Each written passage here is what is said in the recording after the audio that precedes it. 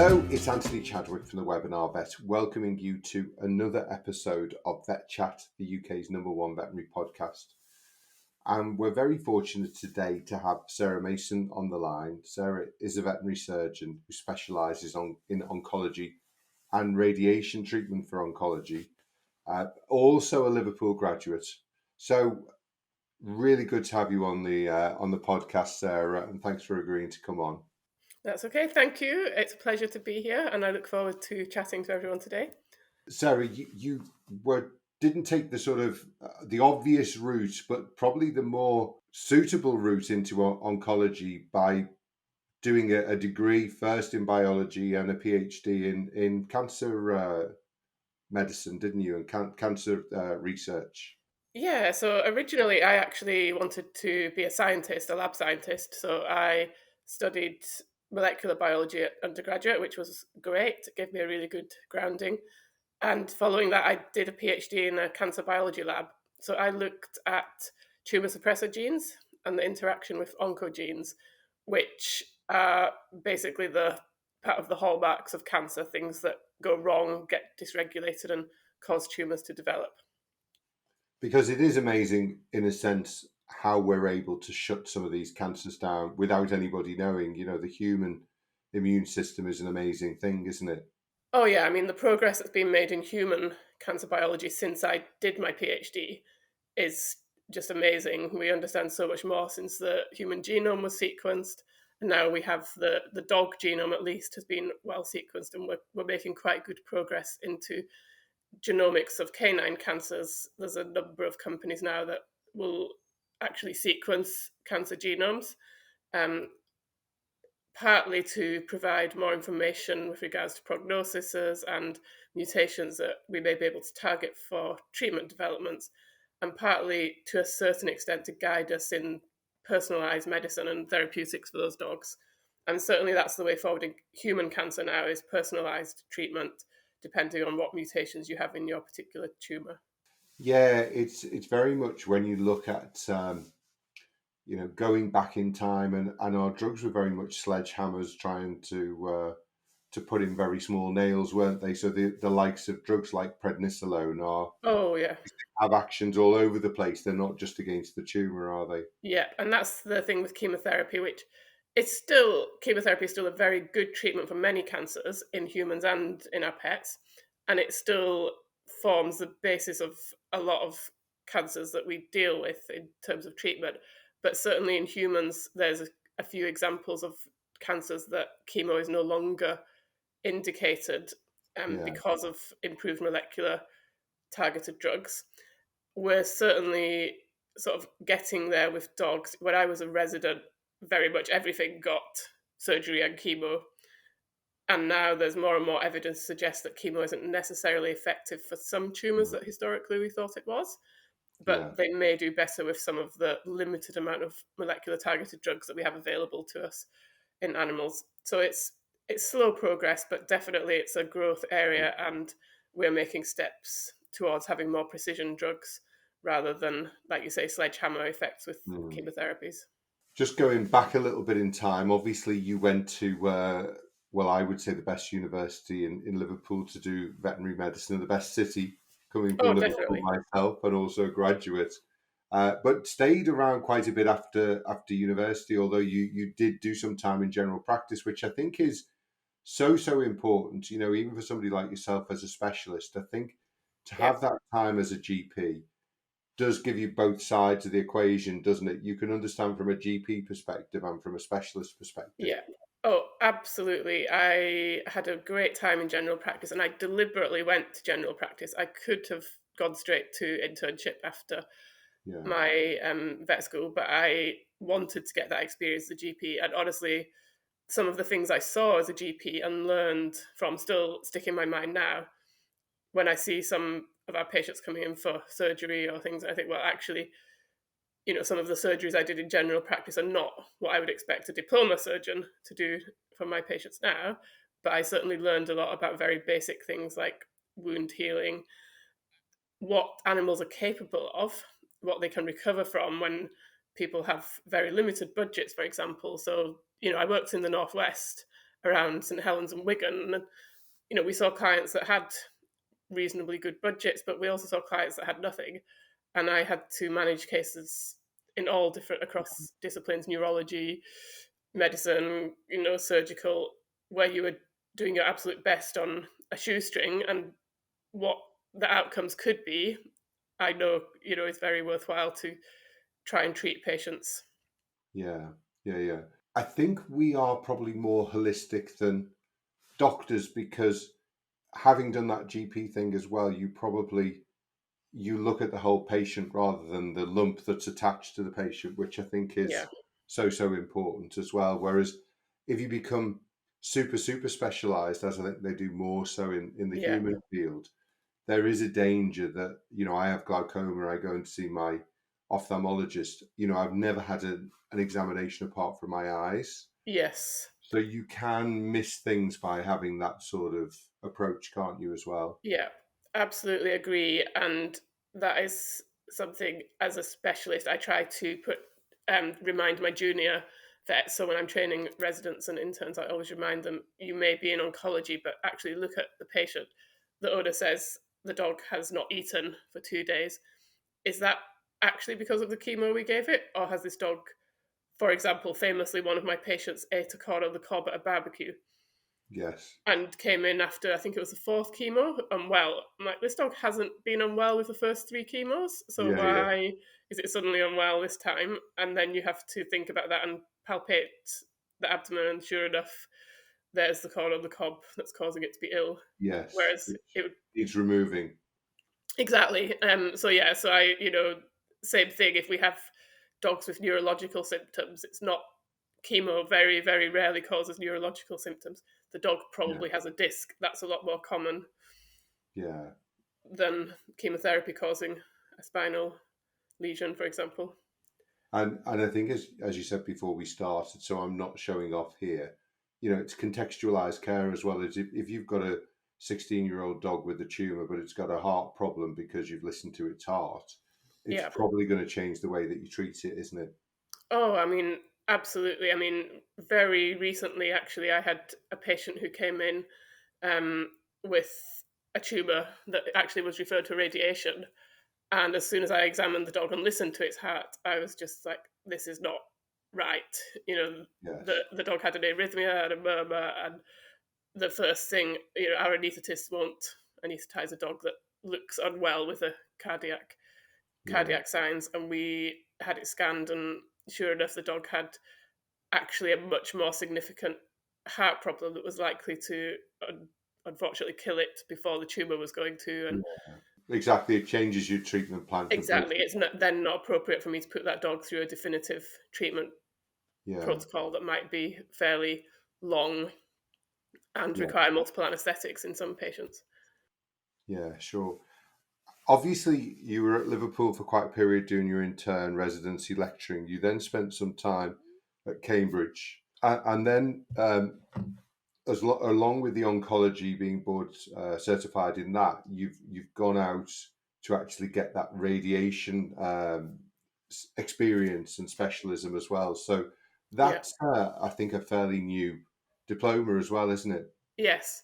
Yeah. So the radiation has always been around in the UK as long as I've been an oncologist, and actually it started at Cambridge. So I was very fortunate to go and work with Jane Dobson there, where Yes. the place where it all started. And I have always worked with radiation. So Liverpool has radiation, Cambridge, and my job now at Southfields is a radiation centre. It's really important to me as an oncologist to have access to that because it gives me so many more strings to my bow, if you like. So Yeah. yes, the radiation.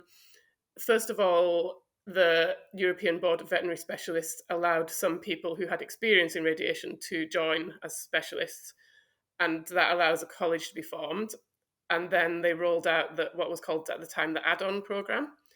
Yeah. So I did the add-on program. So I was the first person to do the add-on program by training. So I trained mostly at Cambridge, and then I moved to Southfields and finished my training there.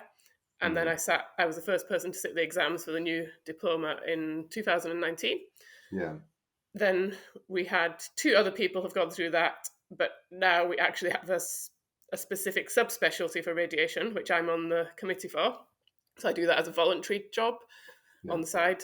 And we now have a proper residency program for radiation oncology in Europe. And we have our first 3-year resident enrolled. So it's definitely, again, a growth area, an area that people are becoming more interested in.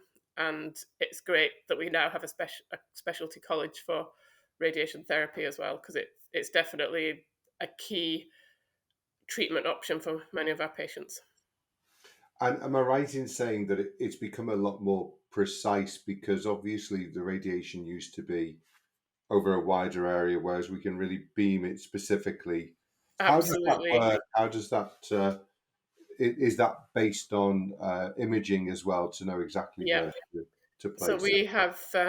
we have the best radiation machine in the UK for sure, and I think in Europe in regards to its precision. So there's various components of the machine that allow us to be precise. What is the couch? So the table that the patients lie on can be moved in 6 directions. So that allows us to be very precise in positioning them.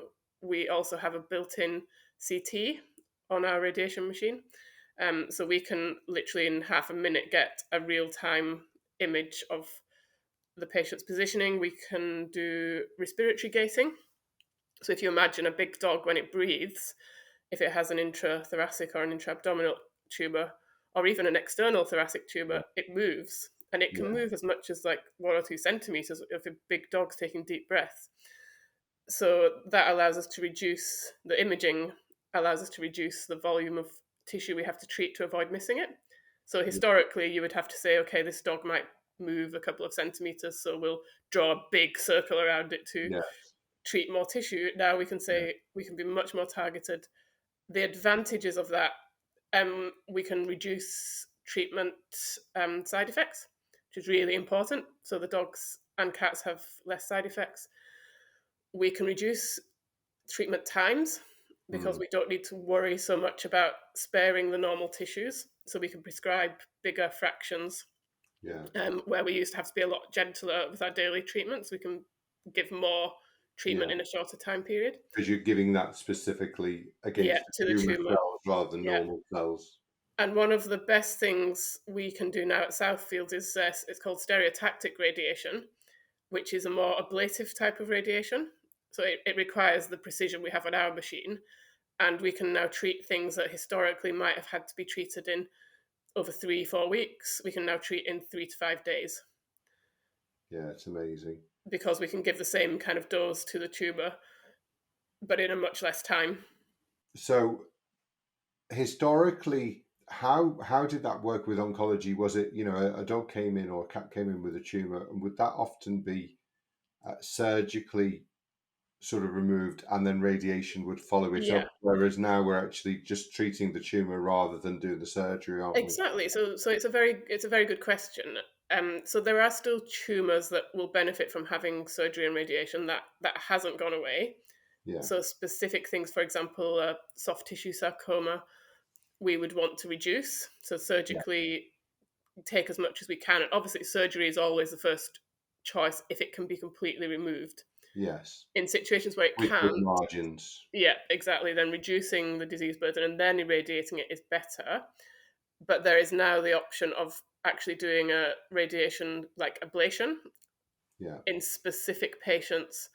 So this is where contextualised care comes in. So if, for example, the client doesn't want the dog to have surgery for whatever reason, the surgeons think it's a risky area, they might not be able to yeah, palliate it for more than a few months, for example, then we can use radiation on the gross disease at yeah, ablative doses, and actually we might get as good or better outcomes as the dog would have with surgery. So a good example of this is, it just came to my mind because it's our European Oncology conference in the next few weeks, and I'm just preparing my abstract about anal sac tumours, yeah, looking at one of our radiation protocols on dogs that have had surgery. And actually, my feeling as an oncologist now, having seen a lot of anal sac tumours, is that there shouldn't be a just surgery option for these dogs. I would say that radiation alone on gross disease provides better outcomes than surgery. It keeps the tumour in remission, whatever that may be, partial or full, for longer. Hmm. And it has generally less morbidity. And the other option is surgery and radiation combined. Yeah. Personally, as an oncologist, I would not recommend to any client of mine that they have just surgery. Yeah. They either commit to the surgery and radiation, or they go straight for radiation, or they do palliative care, which is perfectly appropriate for many of these dogs because they still have a very good quality of life and it's a slowly progressive tumour. Yeah. Um, but yeah, that's a definite shift from historically when surgery was, I still see it in papers, surgery is the treatment of choice. And a lot of the anal sac tumours are adenocarcinomas, aren't they? Yes. Yeah. Yep. Yeah. They come from the apocrine glands in the anal sacs, obviously, and Yeah. they're quite radiation responsive. It's actually a really interesting tumor for me. The way they behave is very interesting. That we have again targeted therapy, so we can use palladia, which is tesserated phosphate, actually controls a lot of these tumors, even metastatic disease, reasonably well. Hmm. We don't know exactly what mutation that is, or whether it's just off-target effects that are Hmm. working from the drug, but definitely it's one to watch in terms of having potential further therapeutic options. Hmm. And at the very back of my mind, so this may be complete gobbledygook, apocrine adenocarcinomas, do they cause an increase in calcium? Is that one of the ways They that we... can, yeah. Yeah. So about 20% of dogs that have them present hypercalcemic. Right. Okay. And it's very interesting because we can irradiate them and shrink the tumor by killing the tumor cells, but only about 50% of them will become normocalcemic. So there's all these kind of clinical questions around. And there's another example of how we make decisions for treatment. So a Yeah. dog it used to be that hypercalcemia was a negative prognostic indicator. Well, of course it is if it doesn't respond to treatment, because that's going to make the dog feel unwell. So I feel like it's just a consequence rather than a prognostic indicator. So if we are discussing with clients with a hypercalcemic dog, it very much depends how well the dog is, what we would recommend. So, to send that dog to surgery and then have to have 2 weeks to heal and then have to come and have the radiation plan and then start 4 weeks of radiation, that's a long treatment pathway for a dog that actually might not be well enough to go through it, Hmm. as opposed to maybe it's better in that dog just to get it planned quickly on the table and irradiate it over 2 weeks, Yeah. because you can see an improvement in the ones that respond. You can see them improve as quickly as a few days. And if they were doing better, would that be an argument then to go on to do the surgery, or once you started the radiation, is that you can Yeah, just... that's a tricky one. So some tumors you can do radiation first and then surgery. Probably not for an anal sac, because the radiation causes damage to normal tissues and blood vessels and things. So yeah, that would be a very individual Yeah. um, decision. And yes, once the radiation, it's a good question. Once the radiation protocol is decided, you can't then change it. So a lot of Yeah. clients will kind of edge their bets and say, well, what about if we start with the less intense one, and then if they respond, we can go to the more intense one, and go, Yeah. it's not how it works. You have to either Yeah. commit to the most Right. intense or the less intense, or you know. When you see, and I certainly see over my career the progress that's been made in oncology, human and animal, it is amazing. Do you think still there are people out there, definitely clients, we've all had the client who comes in with a skeletal cat who said, we wouldn't come in because we knew you'd put the cat to sleep, Yes. with whatever condition it had. Yeah. Are you still seeing that with with clients and maybe even vets who perhaps don't realise how much of advances have been made and what we Yeah. can do for animals with tumours now? It's actually a fascinating area. I'm really interested in this, as an oncologist in general, how people, the general public even, when they talk about cancer treatments. Even if you go, for example, when I go to my running club and I run with different people, and they'll ask what I do, and they'll talk about, oh, my brother had cancer, or my mum had cancer. Yeah. There's still very much a tendency to lump cancer together as one disease. And it's not one disease, it's Mm. hundreds of thousands of different Yeah. diseases. And we are all individuals who our bodies will all respond differently to different types of cancer. And yes, people, particularly now in the cost of living crisis, I hear it a lot when I go out to different groups and things, and people say, oh, you're a vet. Oh, well, yeah, my cat needs to go, but I haven't taken my cat because, they'll charge me £40 for a consult, or they'll charge me, whatever. And also people's attitudes to the fear of euthanasia. There's still, as you say, very much a fear of, I won't take my pet to the vet because they might tell me to put it to sleep, Mm. rather than have a conversation about what the appropriate Yeah. options are and how to make the pet more comfortable. I think also, as you were saying, if they're comparing it with people, often people are much more unwell with cancer treatment than Yeah, dogs and cats are, because we've got different sort of ambitions, haven't we, with yeah, treatment? yeah. And it's very much something I talk to clients about as soon as I have the patient in and I'm talking about treatment. I always say, it's not, have you had any experience personally of cancer? How was that experience? Yeah. If they say that they've seen a person in their family suffer and die in a difficult way, which I have personally, I always say to them, it's not like that. We wouldn't let that happen. And Yeah. I will introduce the concept of when is the right time to euthanize quite early on in the discussion, depending on the tumor type.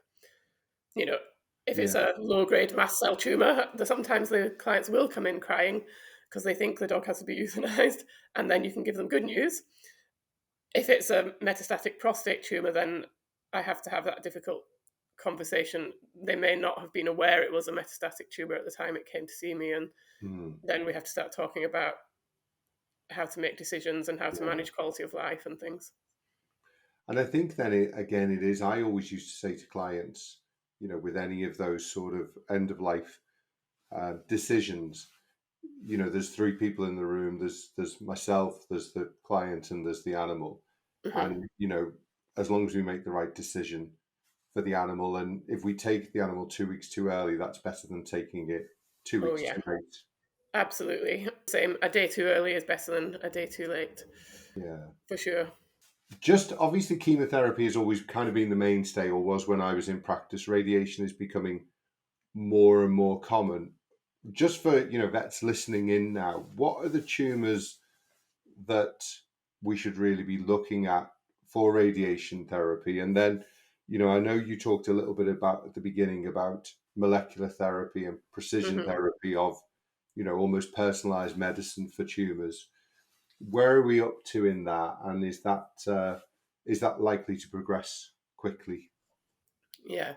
So with radiation, I mean, pretty much without saying we can treat anything, we Hmm. can treat most things. So most things are radiation would have a role for the right tumor on the right pet for the right client. Yeah. Things that definitely are suitable for radiation that are more commonly, so nasal tumors is one that vets will see in practice. Yeah. Nasal tumors are fairly common. They respond reasonably well to treatment, particularly stereotactic. The treatment can now be done very quickly with much less side effects than historically. Brain tumors, we see a lot of them. I guess it's not such a GP thing because they don't diagnose the brain tumors, they send them to a neurologist who sends them to us. Hmm. But absolutely, if you have a suspicion that an older dog has a brain lesion, it's a probably 50-50 chance it's a tumor. So you can Yeah. say to clients that, they can do quite well with radiation. What else would I say? Anal sacs I've talked about. For me, absolutely, they do so well with radiation. It's a shame not to Hmm. include that in their treatment.